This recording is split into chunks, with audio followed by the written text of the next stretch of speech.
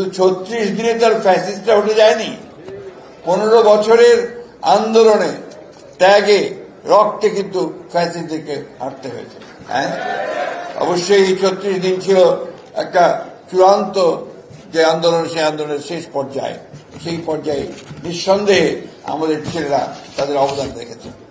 আমরা কি হিসাব দেখেছি আমাদের? সেই হিসাবে দেখেছি যে প্রায় 2000 ছেলে যারা শহীদ হয়েছে, তাদের মধ্যে প্রায় 800 ছেলে আমাদের ছাত্র দলের ছেলেরা রয়েছে। আমি আমার ঠাকুরগাঁ জেলার কথা বলতে পারি, 9 জন যে শহীদ হয়েছে, সেই 9 জনের মধ্যে 7 জনই হচ্ছে আমার ছাত্র দলের ছেলে। তাই এই কথা যারা বলেন যে ছাত্র দলের কোনো ভূমিকা ছিল না, বিএনপির কোনো ভূমিকা ছিল না, আমার মনে হয় তাদের সঠিকভাবে উপলব্ধি করা দরকার, তথ্যগুলো নেওয়া দরকার, তারপরে সে কথাটা বললে সেটা ভালো হবে। আজকে একটা অত্যন্ত ক্রান্তিকালে আমরা কিন্তু বাস করছি এখন, এবং এই ক্রান্তিকালটা হচ্ছে যে একটা ভয়াবহ একটা ফ্যাসিবাদী অবস্থান থেকে, একটা শাসন থেকে আমরা একটা গণতান্ত্রিক শাসনে যাওয়ার জন্য একেবারে তৈরি হয়ে আছে। গোটা দেশের মানুষ এখন সেইটাই চায় যে অতি দ্রুত যেন তারা একটা গণতান্ত্রিক পরিবেশে ফিরে যেতে পারে। কিন্তু এখন পর্যন্ত 7 মাস আমরা সেই জায়গায় যেতে পারিনি, কারণ আমরা দেখছি যে নতুন সরকার, অন্তর্বর্তীকালীন সরকার, আমরা তাকে সমর্থন দিয়েছি। তারা চেষ্টা করছেন অতি দ্রুত কিছু কাজ শেষ করে এই নির্বাচনের দিকে যাওয়ার।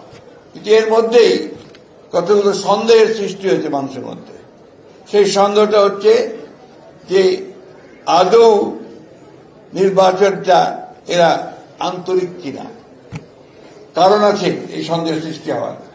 তার মধ্যে গতকালই একটা খবর বেরিয়েছে, নিশ্চয়ই আপনারা দেখেছেন, যে স্থানীয় সরকার উপদেষ্টা যিনি আছেন, তিনি বলেছেন ফ্যাসিস্টদের লোকেরা যদি কেউ মাপ চেয়ে নির্বাচনে অংশ নিতে চায়, তাহলে তারা অংশ নিতে পারবে। এটা কি আপনারা মেনে নেবেন?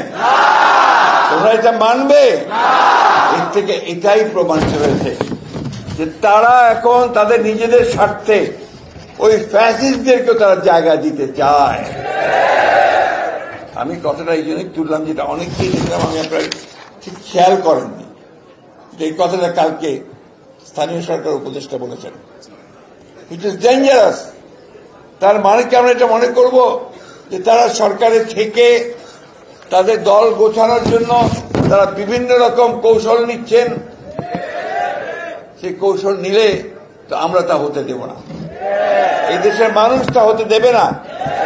আমরা সেই খুব পরিষ্কার করে বলছি, অবশ্যই নতুন যে কোনো রাজনৈতিক দলকে আমরা স্বাগত জানাবো। ছাত্র সংগঠন ইতিমধ্যে করেছেন, আমরা স্বাগত জানাচ্ছি। যখনই দল তৈরি করবেন স্বাগত জানাবো। তার অর্থ এই নয় যে আপনারা সরকারে বসে সরকারের সমস্ত সুযোগ সুবিধা নিয়ে আপনারা আপনাদের দল গঠন করবেন, এটা কখনোই মেনে নেওয়া হবে না। আমি আবারও বলতে চাই অন্তর্বর্তীকালীন সরকারকে এবং সরকার প্রধানকে যে আপনি অবিলম্বে এই বিষয়গুলো ব্যবস্থা নিন, তা নাহলে জনগণের যে আস্থা আপনাদের উপরে আছে, সে আস্থাও আপনাদের উপরে আর থাকবে না। আমি যখন প্রথম বলেছিলাম যে যদি এই অন্তর্বর্তী সরকারের কেউ নিরপেক্ষতা হারায়, তাহলে আরেকটি নিরপেক্ষ সরকারের প্রয়োজন হবে বলেছিলাম না? কেন বলেছিলাম তা এখন প্রমাণ হচ্ছে। তখন তিনি বলেছিলেন যে আমি নাকি 1-11 দিকে নজর দিচ্ছি। আমরা 1-11 ভুক্তভোগী। 1-11 যারা তৈরি করেছে তারা টিকতে পারেনি মানুষের কাছে। আবারও হুঁশিয়ার করে বলে দিতে চাই, যদি আবার কেউ সেই 1-11 কথা চিন্তা করেন, গণতন্ত্রকে বিসর্জন দিয়ে আবার সেই একদলীয় শাসন বা ফ্যাসিস্ট আন্দোলন, ফ্যাসিস্ট সরকারের দিকে যেতে চান, তাহলে কখনোই জনগণ তা মেনে নেবেন না। আমি ছাত্রদের উদ্দেশ্যে একটা কথা বলতে চাই, আমাদের ছাত্রদল ক্ষেত্রে একটা কথা আমাদের সবসময় মনে রাখতে হবে। যে জ্ঞানের কোনো বিকল্প নেই। জ্ঞান চর্চাটাই হচ্ছে আমাদের মূল লক্ষ্য হতে হবে। তখনই আমরা অত্যন্ত ভালো দল গঠন করতে পারবো যখন আমরা জ্ঞান অর্জন করতে পারবো।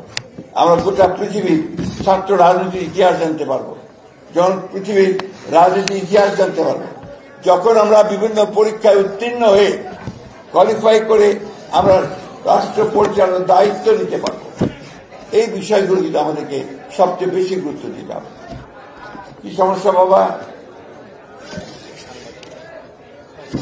এখন এই কথাগুলো আমি বারবার এই জন্য বলছি যে আমাদের শুধুমাত্র ওই আন্দোলন, শুধুমাত্র আপনার সংগঠন এটা বললেই চলবে না। সেই সংগঠনকে শক্তিশালী করার জন্য আমাদেরকে অবশ্যই জ্ঞান চর্চাটা করতে হবে, এবং জ্ঞান চর্চাই হবে আমাদের এই প্রতিষ্ঠানের মূল কেন্দ্র। তা না হলে কিন্তু আমরা এগিয়ে যেতে পারবো না। সেই জন্যই যারা মেধাবী তাদেরকে সামনে আনতে হবে, জানতে হবে, প্রতিটি বিষয় সম্পর্কে ধারণা থাকতে হবে। আমি নিজে ছাত্র রাজনীতি প্রোডাক্ট। আমি সে অনেক আগে, তোমাদের বহু আগে, 60-এর দশকে আমি ছাত্র রাজনীতি করেছি ঢাকা বিশ্ববিদ্যালয়ে।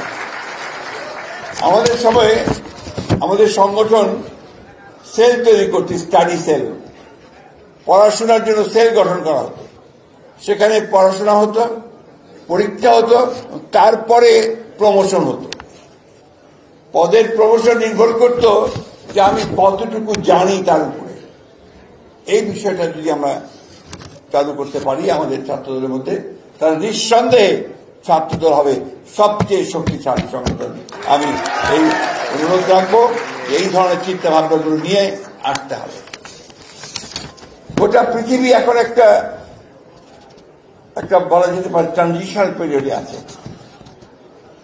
ডান দিকে যাচ্ছে, বাম আর ডান দিকে যাচ্ছে তারা, অর্থাৎ কিছুটা উগ্রবাদ, কিছুটা জোর করে চাপিয়ে দেওয়া, কিছুটা সাধারণ মানুষকে বাদ দিয়ে শুধুমাত্র মুষ্টিমেয় কিছু লোকের স্বার্থ সিদ্ধি করার জন্য যেন রাষ্ট্রগুলো সেই দিকে যাচ্ছে এবং জনগণও সেই দিকে যাচ্ছে। কারণ সাম্প্রতিককালে যে ভোটগুলো হয়েছে, নির্বাচনগুলো হয়েছে, সেই নির্বাচনে আমরা দেখলাম যে এমন এমন ব্যক্তি নির্বাচিত হচ্ছেন যারা ঠিক জনগণের পক্ষে লোক নয়।